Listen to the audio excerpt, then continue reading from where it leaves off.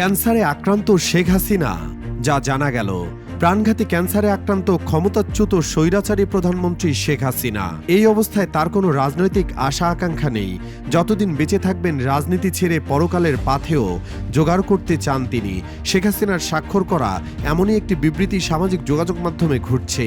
গত 28 জানুয়ারি নিজেদের official Facebook page থেকে ফেব্রুয়ারি মাসে অন্তর্বর্তী সরকারের বিরুদ্ধে রাজনৈতিক কর্মসূচি ঘোষণা করেছে আওয়ামী লীগ। ঘোষিত কর্মসূচি অনুযায়ী লিফলেট বা প্রচারপত্র বিলি, প্রতিবাদ মিছিল ও সমাবেশ, বিক্ষোভ মিছিল, অবরোধ কর্মসূচি এবং 18 ফেব্রুয়ারি দেশব্যাপী সকাল সন্ধ্যা সর্বাত্মক কঠোর হরতাল। এছাড়া বিজ্ঞপ্তিতে শেখ হাসিনাকে প্রধানমন্ত্রী হিসেবে উল্লেখ করেছে। এরই প্রেক্ষিতে সম্প্রতি শেখ হাসিনার এক বিবৃতিতে বলা হয়, প্রিয় দেশবাসী, আপনারা নিশ্চয়ই অবগত আছেন যে আমি শারীরিকভাবে অত্যন্ত অসুস্থ। প্রাণঘাতী ক্যান্সার আমাকে তিলে তিলে মৃত্যুর দিকে ঠেলে দিচ্ছে।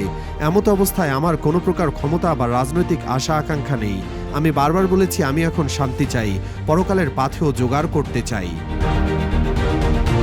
আমি দ্ব্যর্থহীন ভাষায় বলতে চাই, আমি এখনও বাংলাদেশ আওয়ামী লীগের সভানেত্রী এবং আমি এসব সন্ত্রাস ও জ্বালাও পোড়াও কর্মসূচির সাথে আমার বা আমার দলের দূরতম সম্পর্ক নেই।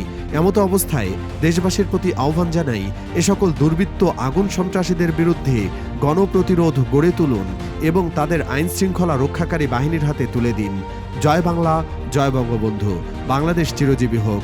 এবার সেই বিবৃতিদের সত্যতা যাচাই করেছে fact checking platform rumour scanner.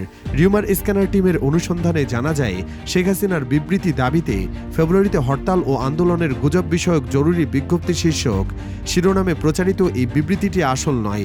প্রকৃতপক্ষে শেখ হাসিনা এমন কোনো বিবৃতি দেননি। দিগন্ত ডেস্ক।